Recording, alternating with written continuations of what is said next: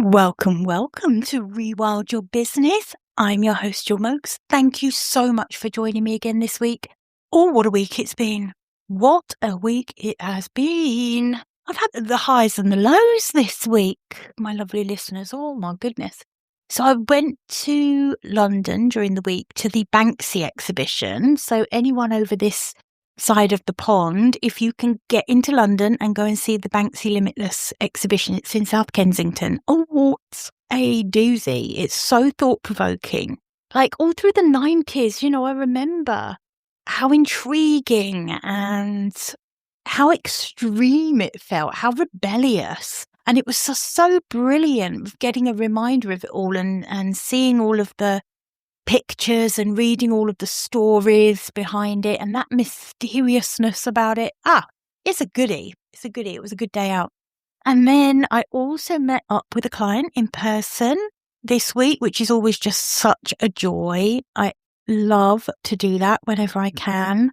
Like there's something so special in this world where we're having so many conversations through a screen. It is so special being able to meet up in person and spend a good chunk of time together. Yeah, it was wonderful day. Then I got sick and ended up having to have a blooming course of antibiotics, which I hate. Don't know about you, but I blooming hate it. But anyway, I am feeling a bit better now, so all is good. And I really wanted to come on to record this episode. There are some episodes I record where I just feel like I've had a bit of an idea. Often it will come up in a coaching session or when I'm writing. Something will come up and I'll think, that would be a good idea for a podcast episode. This isn't one of those. This is one of those episodes which has been kind of gnawing away at me a bit for a while. This feels like a really important one. Oh, it's a bit of a cliffhanger. I'm not even telling you what it's going to be about. Well, you're going to have to just keep listening to find out. All right, let's dive into the episode. Welcome to Rewild Your Business, the podcast for women doing the work their soul intended. I'm Jo Mokes. I'm an international business coach, and I'm a guide for women doing the work that matters. Rewilding your business means cutting away what doesn't belong to allow what does to thrive. Finding simplicity in your work. And it's about bringing the whole of who you are to the table, whether you're building something new or finding your way back to what really matters to you. I'm so glad you're here. Okay, so I set the scene for this one a little bit. I believe that we are right now living through one of the most significant shifts in history for women. And that's a big thing to say. And I believe it wholeheartedly. And I don't mean it in like a vague kind of way. I mean like something is genuinely moving beneath our feet right now. And I truly believe, against the backdrop of everything that's happening in the world at the moment, I truly believe that women are who are going to shape what comes next. We are going to be shaping it. We're going to be leading. We're going to be creating meaning inside of what has to come next for this world, for this planet. And to do that, I believe we have to stop apologizing for what we are being called to do. And we've got to start really showing up. We've got to start really listening to what I believe is our soul. You might use different language for it. You might call it the essence of who you are. You might call it your intuition. You might call it lots of different things. I believe that we all have a soul calling for this life. And I think now more than any other time, it is a non-negotiable that we are uncompromising about listening to that calling and acting upon it. And there's a big shift and reframe that we need to do to be able to do that. Just acknowledging really where we are now, because I do think, when you're talking about a big topic like this, context is really important. Context really matters. And for most, not all, definitely not all, but for most of recorded history, women have been handed this narrow script. We've been handed a specific set of roles that we were permitted to occupy. And, for generations, the women who came before us, all of the bloody brilliant, incredible, visionary women spent so much energy just trying to get a seat at the table. And a table that was never designed for them, let's face it. Now, I say for most of history because it hasn't always been this way. If you do any digging into looking back to when we lived under a matriarchy, not a patriarchy, things were very different. Women played very different roles in society. But that shifted, that changed, and women were forced to kind of shrink themselves. And we've been fighting that ever since. We're still fighting it now. But I also think that now something is shifting. And you can choose to listen to the naysayers who will tell you that, it's still as difficult as it's ever been for women. There's still so much inequality. And I know all of those things to be true. I know it's still incredibly difficult. But you can also choose to believe that a shift has started, that we can get traction on making change. We can believe that the next chapter for us isn't about fitting into those structures that weren't built for us, that weren't built to suit us, that weren't actually the way that we want to live, the way that we want to lead, the way that we want to create this world. It's a choice. You get to choose where you're going to put your energy, the beliefs behind which you're going to put your energy, right? And you're probably sitting listening to this and thinking, Jill, very nice, love, but what has any of that got to do with my business? I listen to you so that you can help me grow my business. And honestly, this has bloody everything to do with your business. Because the way you build your business, the choices you make, the values that you lead with, the work that you decide is what matters to you.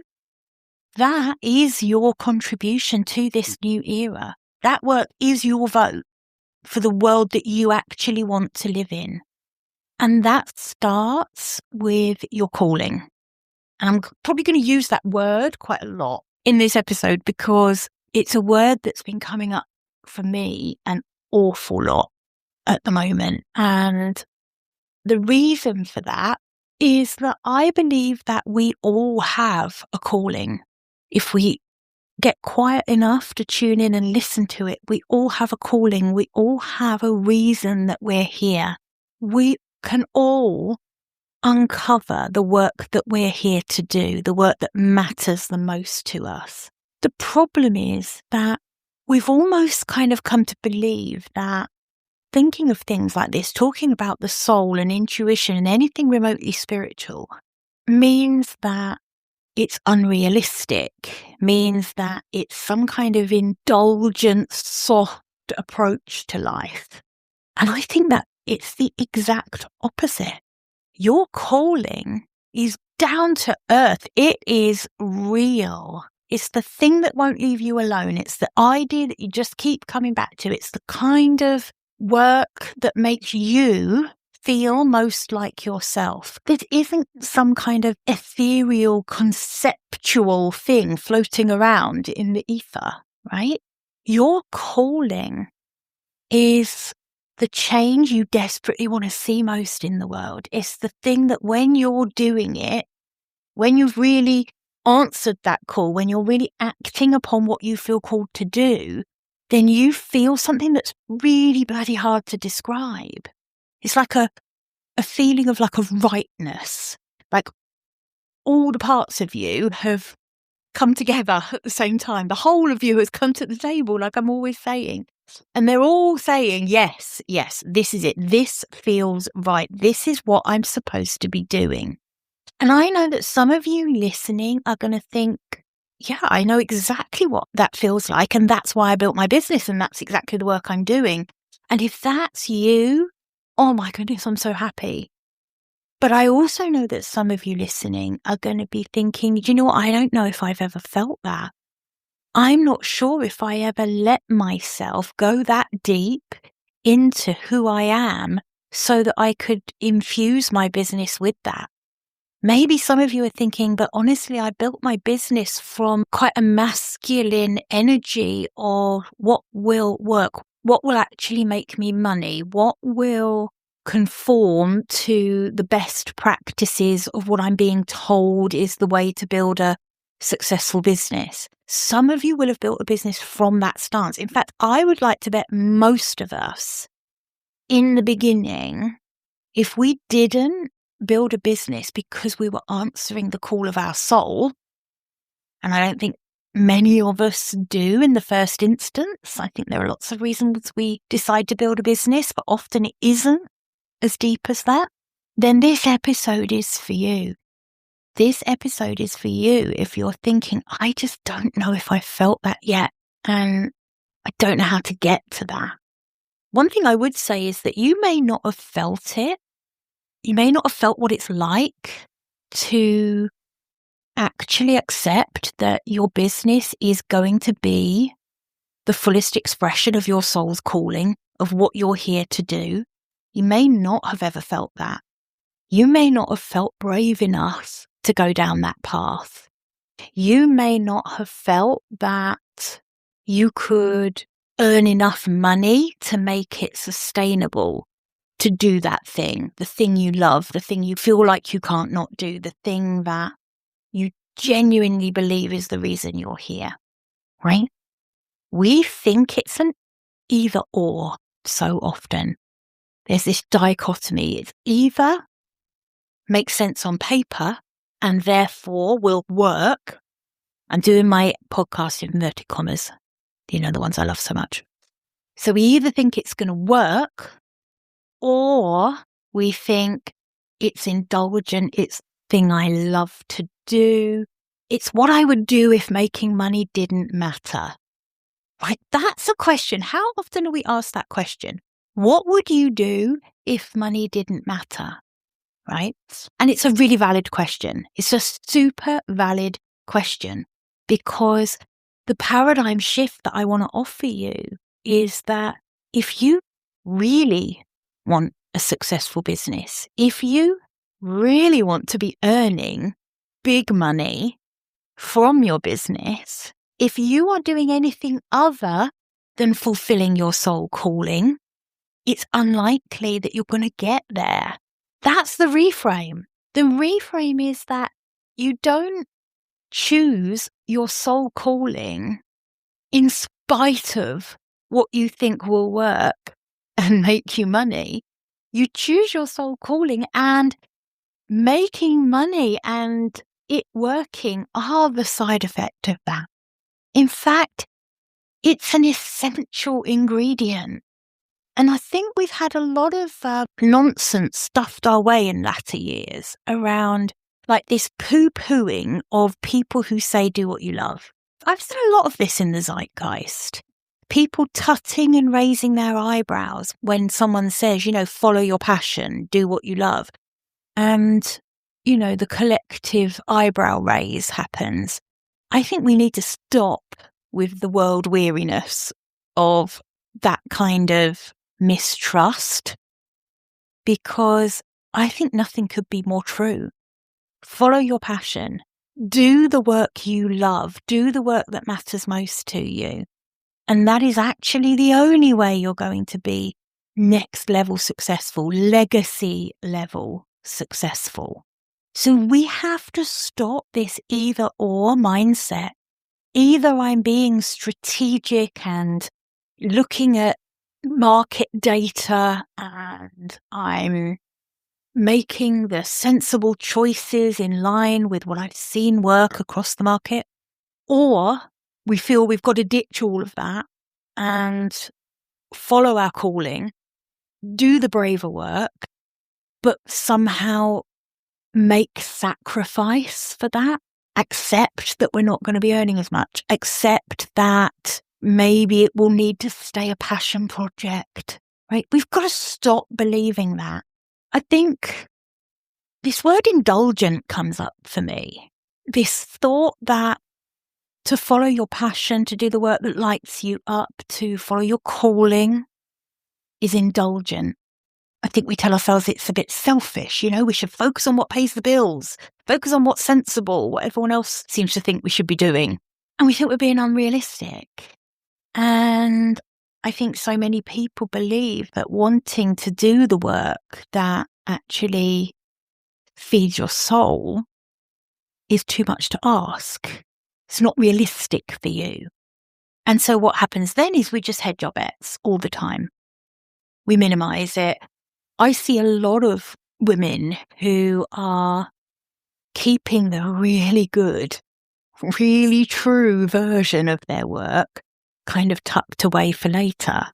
They're thinking that maybe once they're more established, or when the timing's better, or when they feel a bit more ready, then that's when they'll be able to miraculously step into this fuller version of themselves, this full fat version of their business. And so they keep sort of beavering away on this lighter version, waiting for later to come, and later never comes.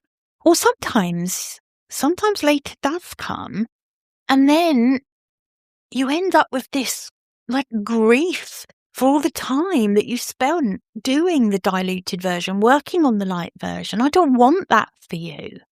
I don't want you to keep compromising and working on a version of your business that isn't the fullest expression of what you're here to do.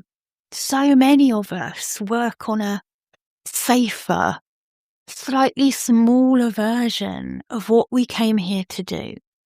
And we kind of know it. We know we're holding ourselves back. And it's always about the same fears, the fear of failure, the fear you can't make it work, and the fear of judgment. So what I want you to understand is that following your true calling is not indulgent. This is possibly one of the most important things, right? Following your true calling, the work you are here to do, really, you know it deep down, that is the most strategically, commercially intelligent thing you can do. And the reason for that, and I've talked about this loads of times before, is that when you do the work that's genuinely aligned with who you are, the things you value, your gifts, your way of seeing the world, right? Something happens. You bring this depth to your work, to the way you show up, that just does not ever exist when you're doing this light version. So what if pivoting either a tiny bit or a freaking enormous amount to answer the call of your soul, the call towards doing the work you're here to do? What if that was the only way you are going to create a business that is as successful as you want it to be? What if that's your only strategy that's going to work for you? I think if you knew that to be true, if you believed that to be true, then you're going to feel so differently about your work. You're going to go so much deeper into what you do. You're going to be more willing to do the hard parts because the whole of what you're doing feels more meaningful. You're going to start attracting the right people into your world, the people who genuinely resonate with your view of things, your flavor, outlook on the world. And also, can I just say, those people who are attracted to that essence of who you are, those people stick around. Then that becomes community. They refer other people to you. They are the people who invest at higher levels with you because they can feel that difference. They can feel the truth under what you're doing. They can feel how important it is for you. The compounding effect over the months and over the years, that is next level. That is off the scale. So I'm not saying that, that advice of just follow your passion is the whole story, right? That could just be a feel-good concept. I'm actually talking about it as a strategic decision. When you are doing what you're meant to be doing, when you've taken the time to unearth and uncover what that is, then you are operating at a completely different level than when you're doing the work you think you should be doing. The women that I see building the most meaningful, most sustainable, most financially successful businesses, they're not the ones who figured out actually like the best strategy or the cleverest marketing tactic. They're the women who got the most ruthlessly honest about their calling, what they're here to do, and had the courage to build their business around that. So you can see that is not indulgent. That makes sense. So just thinking about success for a minute, because I think we have over the years been sold a really like specific limiting idea of what success looks like. And often you'll hear people say, success, whatever that means for you or however you define that. But I think for most of us building businesses, one of the success criteria is that the business is financially sustainable, right? And that's okay. I've always said this, it's absolutely okay to desire wealth. You can do amazing things when you're wealthy. But the thing is, we're always told that success is like linear. You work hard, you put in the hours, do the things, climb the ladder, more input equals more output. And I think, you can generate income that way. So you can build a business that way by following best practices, doing all of that thing. But there is a ceiling to that because the kind of growth that's just built on effort alone, like the grind, not necessarily doing the things that feel right to you, but you're doing the things that feel like the right moves, that kind of growth is always going to hit a wall because it genuinely isn't sustainable. There is something innately unsustainable when you're doing something that is against your values, what's true for you. That makes it innately unsustainable. And I believe that real exponential growth when it comes to building a business, so I mean the kind of growth that actually changes your life, the kind that creates real legacy, real impact. Because we talk about being impact-driven, soul-driven, purpose-driven, all of that, If you genuinely want that, freedom, if you want that, all of those things, if all of those things are important to you, as well as the financial sustainability, then that kind of business is built differently because that is built on resonance. That is built on how deep you're willing to go to differentiate yourself. Because that is what differentiates you in business, is how deep you are willing to go in terms of showing up as who you are, in terms of your thought leadership, in terms of how visible you're willing to be, how brave you're willing to be about what you believe in. That kind of depth, that kind of clarity around your purpose, when it's that strong, then that becomes magnetic. That's when people start to seek you out. That's when your clients don't just hire you, they become like ambassadors for you. They're referring people to you, they're championing you. And that quality, that depth of resonance, that can't be done from the outside. It can't be done with that masculine energy of strategy, action, right? It has to come from the inside out. It has to come from doing the work, understanding what the work is that is genuinely, authentically yours to do. So let's get a bit practical, because sometimes I think episodes like this, I am conscious when I record an episode like this, I don't ever want it to just be me doing some kind of like sermon. I want it to have some kind of practical element to it, because knowing all of this stuff, knowing how important it is to be able to tune in and listen to the calling of your soul, your essence, the inner you, whatever you want to call that, Doesn't matter. I don't care what the words are that we use. I just care that we listen to that inner voice and actually figuring out how to do that. So figuring out what your calling is, what your specific part to play in this new era that we're moving into is, that's another thing entirely. That's the work, right? And with that in mind, of course, I have created a lovely little freebie for this episode. It's a free workbook that is filled with prompts, questions that are going to help you really think through this and unearth what is true for you. It's going to help you get clear on what is the work that makes you feel most like yourself, for example. What are the things that you find yourself unable to stop caring about, right? It's going to walk you through lots of different questions that are going to help you to get clear, to start tuning into. And honestly, this isn't something that a workbook is going to provide all the answers to, but it's going to give it a damn good go at trying. So I'll pop a link to the workbook in the show notes. So do download that and let me know how you get on with it, because this is quite deep work. You might find like, oh, bloody hell, Joe, I didn't really sign up for this, because these questions are going to be quite confronting and challenging to work through. I'm not apologising for that. There is no more important work than this in terms of building a successful business.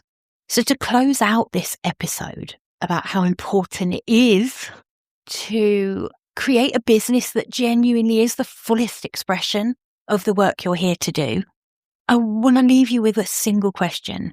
There's lots of questions in the workbook, but this question I want you to ponder on once this episode finishes, once you hear that outro music.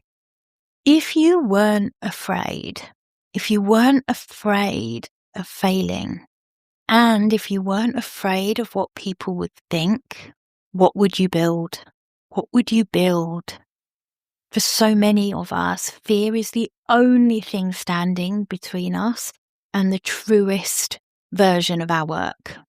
And fear is often not rational. It's not based on evidence. It's often based on old stories and other people's limitations.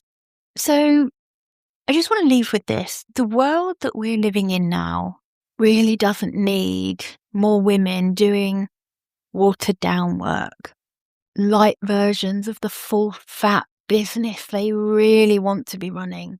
Doesn't need more women who are playing safe and keeping themselves small, doing the sensible thing instead of the true thing. Now more than ever, we live in a world that needs us to show up fully, needs us to be more unapologetic, needs us to be less compromising. I feel like we owe it to all of the women that have come before us, that have been relentlessly fighting to get us to this point. And what we do now with that, what we build on the ground that they've created for us, right? That's on us. That's our responsibility now. This is so important to understand. We are living in a world that wants us to think that answering the call of our soul is unrealistic. It wants us to think that, the boom of the internet time, that's over. What used to happen, what was possible a few years ago, it's just not possible now. Of course, the world wants us to believe that. Capitalism actually wants us to believe that. It doesn't want women doing the work that they're called to do. It doesn't want women being the fullest expression of themselves. So the era that we're moving into now, we have a responsibility to it. We have a responsibility to stop compromising. And if there's anything that you take from this episode, I hope it is that. If you know that there are aspects of your business where you are compromising on what you're really here to do, if you know you are building a lighter version of the work that you're really here to do, please, please, please please download that workbook because I think you'll find it incredibly helpful for taking the first step towards making the changes that it's your duty to make now. Oh, deep episode, right? It's quite a lot, that one. I know that. I hope you've enjoyed it. I hope it's been thought-provoking. It's been a bit of a thought-provoking week. And yeah, something to think about. Okay, I'll see you back here, same time, same place next week for another little dose of this kind of entrepreneurial real talk. Oh God, Jill, stop rolling your R's like that. Bloody hell, that's so annoying. Oh, see you back here. Bye for now.